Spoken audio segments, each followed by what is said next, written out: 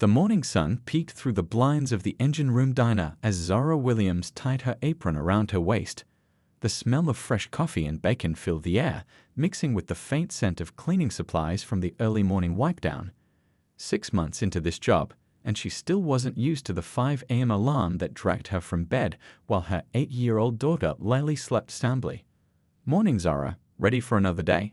called out Pete, the elderly cook who had been flipping burgers at the engine room for over 20 years. "As ready as I'll ever be," Zara replied with a tired smile, tucking her notepad into her apron pocket. Her nursing textbook peeked out from her bag, a reminder of the 3 hours of studying she'd squeezed in the night before after Lily had finally fallen asleep. The engine room wasn't fancy, just a classic American diner with red vinyl booths, chrome-edged tables, and walls decorated with vintage car parts and movie posters. But it was clean, the food was good, and most importantly, the tips were decent enough to help Zara pay for nursing school while keeping a roof over their heads. What none of the regular customers knew, not even most of the staff, was that the engine room had a very special owner. 2 years ago, Hollywood action star Vin Diesel had quietly purchased the struggling diner. He'd grown up eating at places just like this, and when he heard it was about to close down, something tugged at his heart. Instead of letting another piece of everyday America disappear, he bought it, keeping the original staff and only making small improvements. "I don't want my name anywhere near this place," he had told the manager Ray. "This isn't about publicity, it's about preserving something real." So Ray kept the secret, and the diner continued operating as it always had. Vin would drop by every few weeks, usually wearing a simple baseball cap and t-shirt, checking in on things and sometimes cooking alongside Pete for the fun of it. The staff who knew were sworn to secrecy, and most customers never realized the famous actor was sometimes right there, refilling their coffee. Around 7 a.m., the breakfast rush began. Zara moved efficiently between tables, greeting the regulars by name. "Hey there, Mr. Chen, the usual today?" she asked the elderly man who came in every Tuesday and Thursday after his morning walk. "Yes, please, Zara. And how's that little girl of yours? Still loving her science class?" Zara beamed with pride. "She is. Made a volcano last week that nearly took out our kitchen." These little connections kept her going through the long shifts. Between taking orders and delivering plates, she sometimes flipped through flashcards for her upcoming anatomy exam, determined to finish her degree by next year. By lunchtime, her feet were already aching, but Zara kept her smile bright. A young couple left her a generous tip with a note saying, "Your kindness made our day." These were the moments that reminded her why customer service, despite its challenges, had its rewards. What Zara didn't know was that Ray had received a text that morning, coming by this evening to check on things. Hoodie. It had been nearly a month since the owner's last visit, and he usually didn't come on busy Friday nights. As the afternoon sun cast long shadows through the windows, Zara called home to check on Lily, who was with their neighbor Mrs. Patel after school. "Did you finish your homework, sweetie?" Zara asked, leaning against the back wall during her short break. "All done. Mrs. Patel is helping me practice my spelling words. When are you coming home?" "Late tonight, baby. But I'll come kiss you goodnight when I get in, even if you're sleeping." Hanging up, Zara sighed and stretched her back. The dinner shift was always the busiest, and she needed the tips. As she headed back inside, she had no idea that this ordinary fried egg was about to become anything but routine. The dinner rush hit the engine room like a tidal wave. By 7 p.m., every booth was filled, the clatter of plates and hum of conversation creating that familiar diner symphony Zara had grown accustomed to. Her section was completely full, and she moved with practiced efficiency between tables, balancing plates along her arm like an art form. "Order up," Pete called from the kitchen window, sliding 2 cheeseburger platters onto the counter. Zara grabbed them with a nod of thanks and delivered them to the young couple in booth 6. The front door chimed again.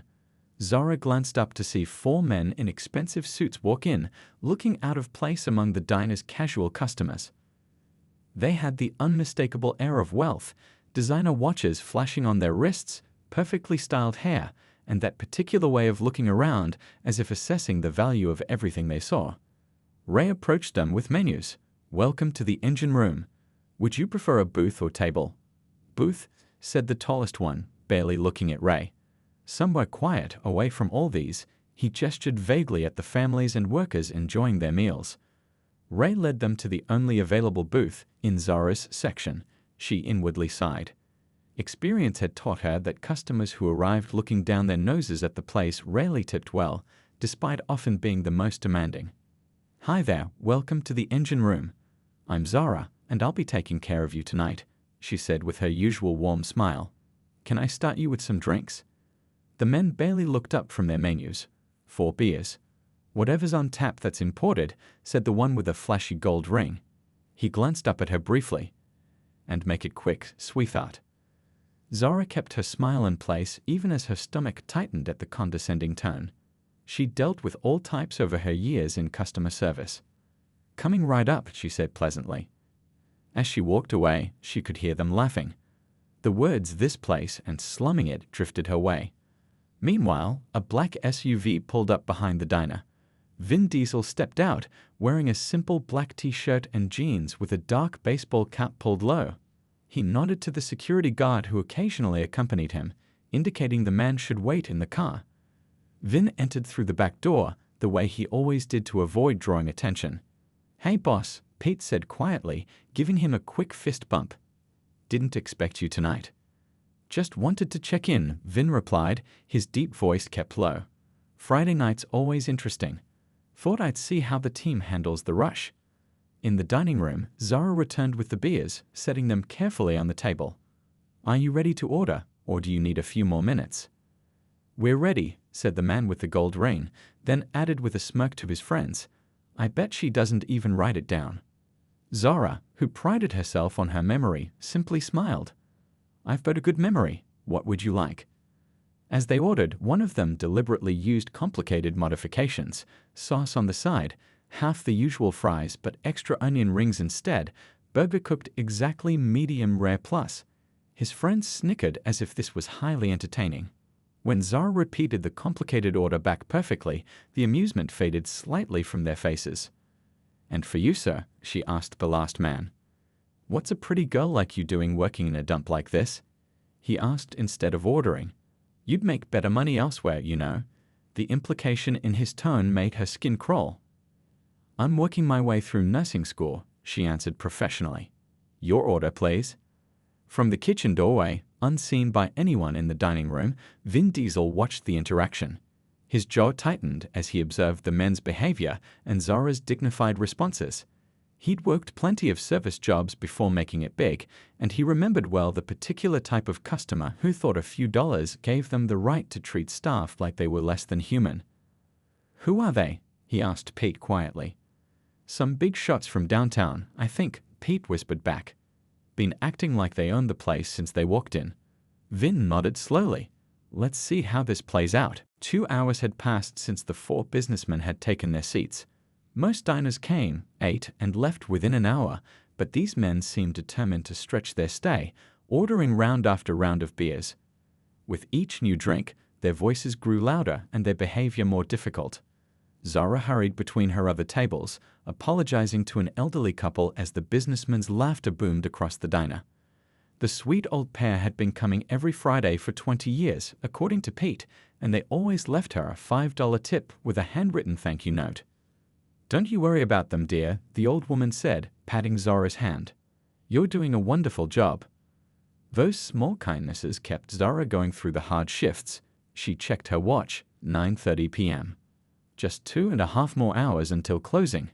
Her feet ached and she'd missed her study time for tomorrow's exam, but at least Mrs. Patel had texted that Lily was sound asleep after finishing her school project. "Hey, waitress." The businessman with a blue tie snapped his fingers at her, the sound cutting through the diner like a whip crack. Several nearby customers looked up, frowning at his rudeness. "Yes, sir."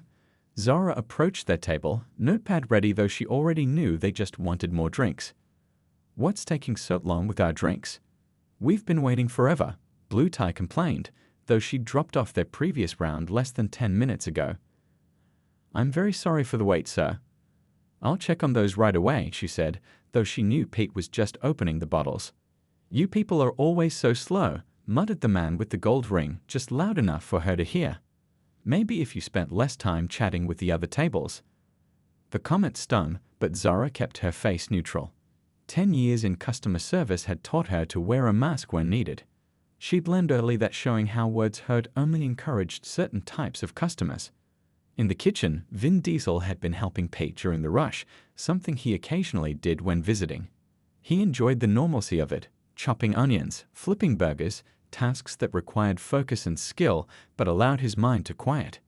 It reminded him of days before fame, when work was simple and straightforward. "Those guys still giving Zara trouble?" he asked, nodding toward the dining room as she pushed through the swinging door. "Need 4 more beers for table 9, she told Pete, strain evident in her voice despite her attempt to hide it. "You okay, Z?" Pete asked, concern creasing his weathered face. "I'm fine," she said, forcing a smile. "Just a long night." As she gathered the beers on her tray, Pete and Vin exchanged glances. "Those guys have been riding her all night," Pete explained quietly, making comments, running her rate with demands. Vin's eyes narrowed as he watched through the kitchen window. He'd been observing the situation unfold for nearly an hour now, staying in the background as was his habit. The diner was his sanctuary from Hollywood, a place where he could just be himself without the fame and attention. But something about tonight felt different. A line was being crossed. Zara balanced the tray carefully as she pushed back into the dining room. The businessmen had gotten louder, their jokes cruder. Other customers were starting to leave earlier than they might have, uncomfortable with the atmosphere. "Finally," said the man in the gold ring as she approached with their drinks. "We were about to die of thirst over here." "Yeah," laughed Blue Tie, "must be tough remembering 4 whole beers." Zara carefully set each bottle down. "Can I get you gentlemen anything else?" she asked professionally. "Our check, I guess," said Gold Ring. "Unless you can think of something more entertaining." The way his eyes traveled over her made his meaning clear, and his friends chuckled. Zara stepped back, feeling her cheeks burn. "I'll get your check right away." As she turned to leave, the 4th man, who had been quieter than his friends, stretched out his leg just as she passed. Zara, carrying her empty tray, didn't see it in time. Her foot caught, and she stumbled forward, barely catching herself on a nearby empty table. "Oops," he said with mock concern as his friends laughed. "You should watch where you're going." A few nearby diners gasped. An older man at the counter half rose from his stool, looking ready to say something, then hesitated. Zara straightened herself, dignity intact but heart pounding. She'd endured rudeness before, even occasional inappropriate comments, but this deliberate attempt to trip her crossed into new territory. For the first time that night, she felt tears threatening behind her eyes. "I'll get your check," she repeated, voice slightly less steady than before. Zara took a moment in the quiet corner by the register to gather herself. Her hands trembled slightly as she printed out the check for table 9. 10 years of waitressing had built up her tolerance for difficult customers, but something about these men had gotten under her skin. Maybe it was their entitlement, or maybe it was just that she was extra tired tonight after staying up until 2 a.m. studying. "You okay?" asked Tina, another waitress who had watched the whole scene unfold. "I'm fine," Zara said, forcing a smile. "Nothing I haven't dealt with before." "Those guys are jerks," Tina whispered. "Want me to take their check over?" Zara shook her head. "No, I can handle it. Just a few more minutes and they'll be gone." Back in the kitchen, Vin Diesel had seen enough. He'd been watching the situation escalate through the serving window while helping Pete clean up. When he saw the man try to trip Zara, something shifted in his expression. The casual observer became a man with purpose. "I think I'm going to go check on our customers," he said quietly, untying the apron he put on earlier. Pete looked up from the grill he was cleaning. "You sure, boss? You usually like to keep a low profile." Vin's eyes were focused on the dining room. Some things are more important than staying under the radar. He walked toward the swinging door, his movement unhurried but deliberate. Pete watched him go, a small smile forming on his weathered face. Zara took a deep breath and headed back to table 9 with the check. As she approached, she could hear them joking about her. "Here's your check, gentlemen," she said, placing it on the table. "No rush. I'll be back to collect it whenever you're ready." The man with the gold ring grabbed her wrist as she set down the check. Not hard enough to hurt, but firmly enough to hold her there. "Why don't you sit down with us for a minute?" We're about to leave a tip, you know. Might be worth your while to be a little friendlier. Zara tried to pull her arm back, keeping her voice steady. I'm sorry, sir, but I need to attend to my other tables. What other tables? Blue Tie laughed, gesturing around. The diner was starting to empty as it neared closing time. Come on, just 5 minutes of your time. The lady said no, came a deep voice from behind Zara. Everyone at the table looked up. Standing there was a broad-shouldered man in a simple black t-shirt and jeans. His baseball cap was pulled low, but not low enough to hide his distinctive features. The businessman stared, not immediately placing him, but sensing something familiar. The man with the gold ring dropped Zara's wrist. Who are you supposed to be? Another waiter? No, the man said calmly, removing his cap to reveal his unmistakable face. I'm Vin Diesel.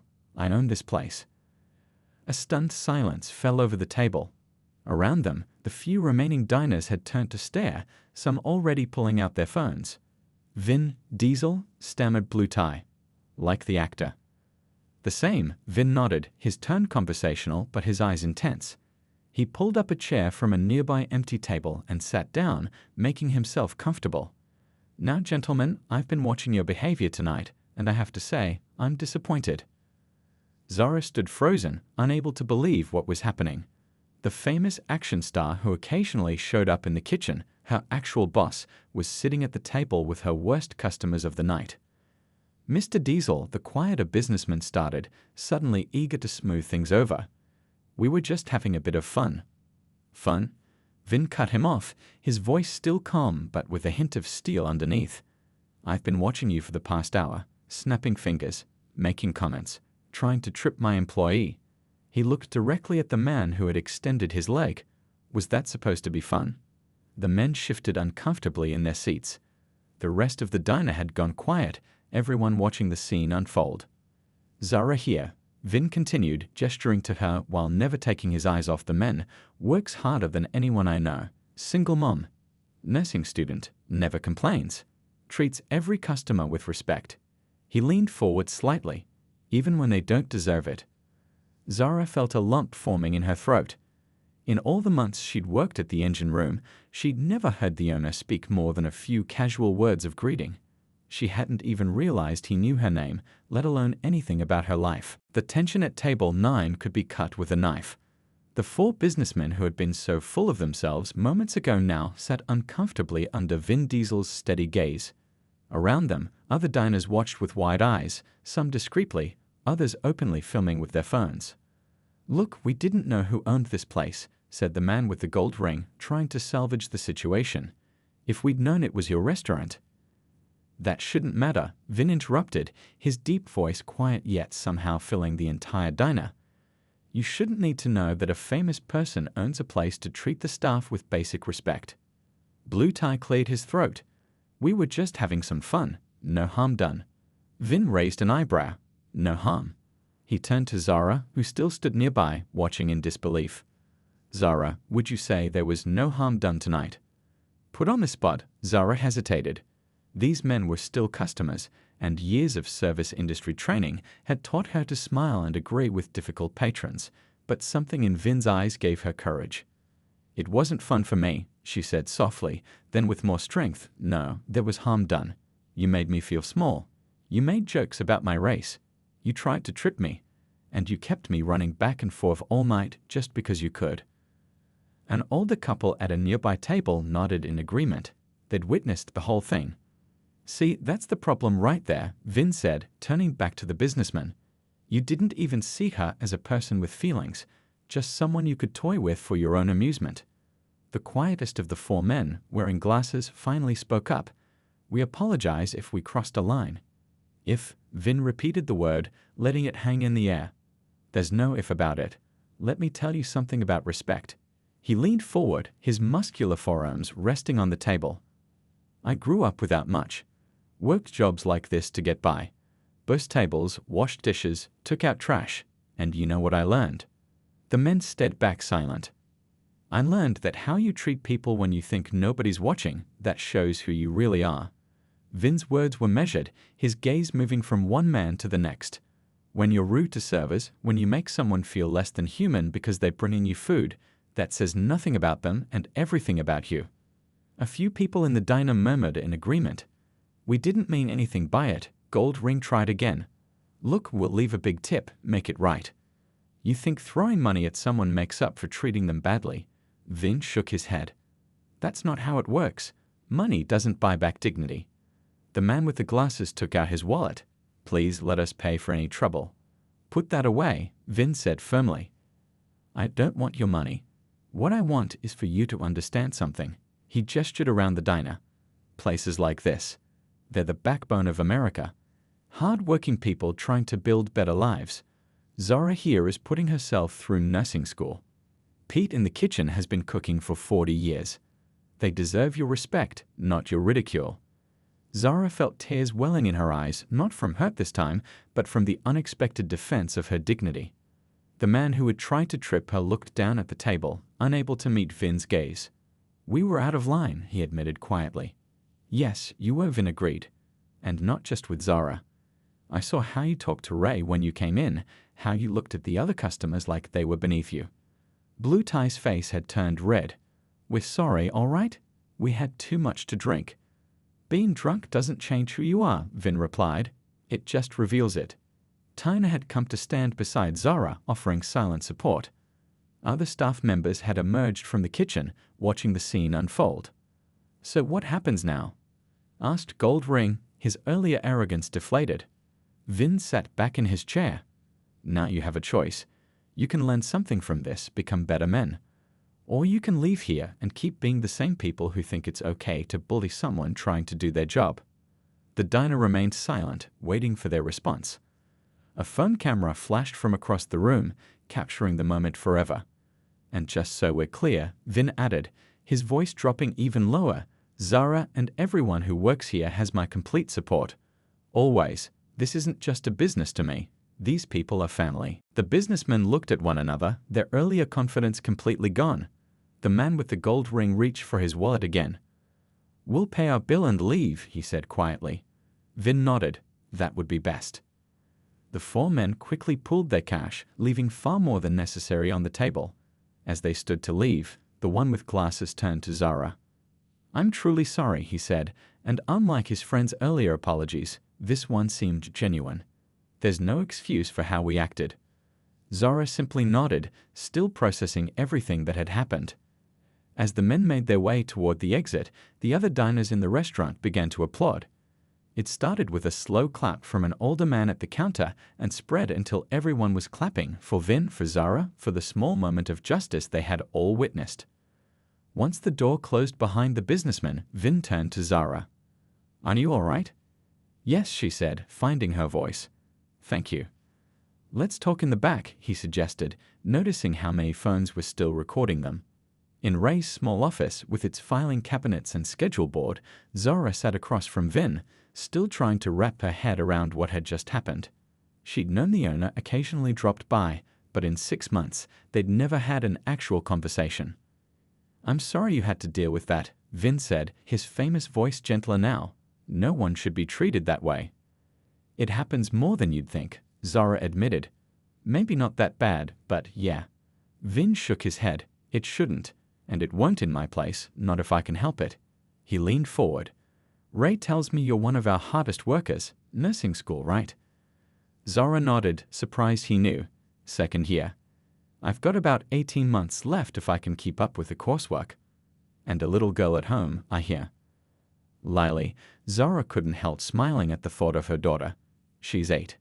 Vin's expression softened. My own kids mean everything to me. Can't be easy doing this alone. We manage, Zara said simply. The truth was, some months were harder than others.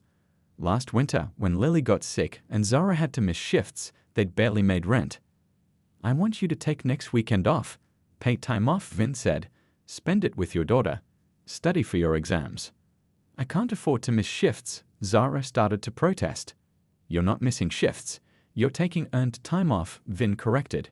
And when you come back, I'd like to talk about making you shift supervisor for the dinner rush. Comes with a $1.50 raise. Zara stared at him. Why? Because you've earned it, Vin said simply. Ray's been telling me for months we need someone with a cool head during the busy times. Tonight proved he was right about you. A knock at the door interrupted them. Pete poked his head in. Sorry, boss, but you might want to see this. He held out his phone. On the screen was a social media post. Someone had already uploaded a video of the confrontation. The caption read, Hollywood star Vin Diesel defends waitress from rude customers at his secret diner in LA. Respect. It already had thousands of views and was climbing by the second. So much for keeping a low profile, Vin said with a small chuckle. I'm sorry, Zara said. If you hadn't stepped in for me. Don't apologize, Vin cut her off gently. Some things are more important than staying under the radar, like standing up for what's right. When they stepped back into the dining room, the remaining customers broke into applause again. An older woman approached Zara and hugged her. My daughter's a waitress too, she explained. I wish someone would stand up for her like that. Outside the diner windows, they could see cars beginning to slow down as they passed. Word was spreading fast. A couple of people were already taking selfies in front of the diner sign. Looks like tomorrow's going to be busy, Pete commented. Vin nodded thoughtfully. Might as well make the most of it. He turned to Zara. How would you feel about us using some of that attention to do some good? What do you mean? Zara asked.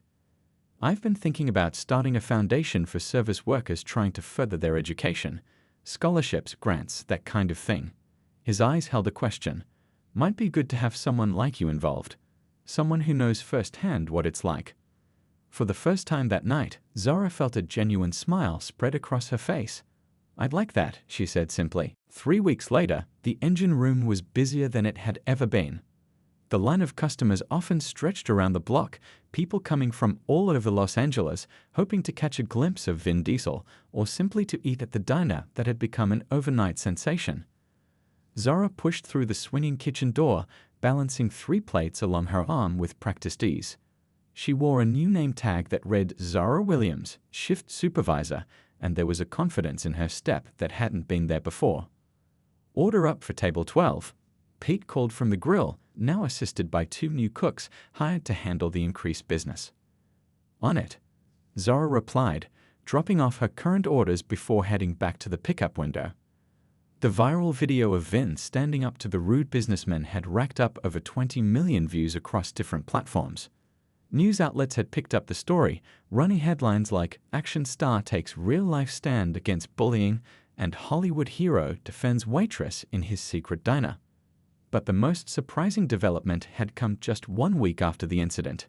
Vin had called Zara into the office where he sat with a team of people in business attire.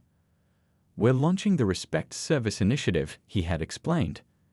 A foundation to provide scholarships for service workers pursuing higher education, and we want you to be the first recipient and the public face of the program.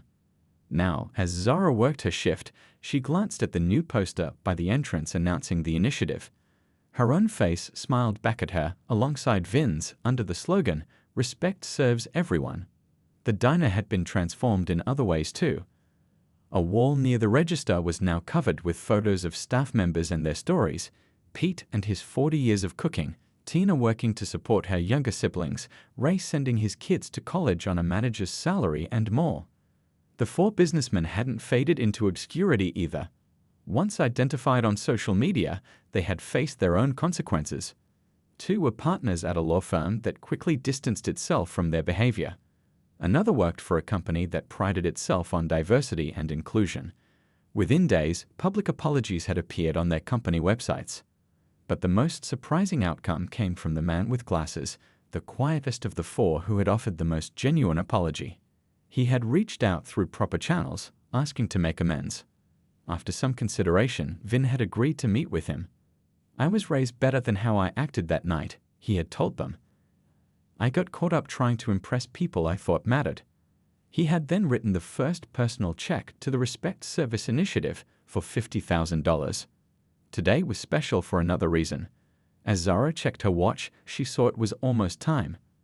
At 1 p.m., a camera crew from a major morning show would be arriving to interview her and Vin about the foundation, which had already raised over $2 million for service worker scholarships. Nervous? Ray asked, noticing her glance at the clock. A little, Zara admitted. I never thought I'd be on national TV. You'll do great, he assured her. Just tell you a story the same way you told it at the fundraiser last week. The fundraiser had been Vin's idea, a gala event attended by his Hollywood friends, raising money and awareness for service workers. Zara had been asked to speak about her experiences and her dreams of becoming a nurse. She'd been terrified, but when she started talking about Lily and their future, the words had flowed easily. Outside, a black SUV pulled up. Vin stepped out, dressed casually as always when visiting the diner. He was accompanied by his agent and a woman from his foundation team. Customers began taking pictures as he waved and entered. There's our star, he said with a warm smile when he spotted Zara. You're the star, she corrected him. I'm just a waitress. No, Vin shook his head. You're the inspiration. This whole thing happened because you showed something important. Dignity can't be taken away if you don't let it go. As they prepared for the interview, Zara thought about how much had changed in 3 short weeks. Her class schedule had been adjusted to accommodate her new role with the foundation. Her tuition for the remaining semesters was covered. And Lily had met her hero, not Vin Diesel the action star, but Zara Williams, her mom, who was helping other people like her. Ready? Vin asked as the camera crew began setting up. Zara nodded, thinking of all the other servers, bartenders, and hospitality workers who might benefit from what they were building. Ready, she said with confidence. Sometimes life changed in unexpected ways. Sometimes standing your ground opened doors you never knew existed.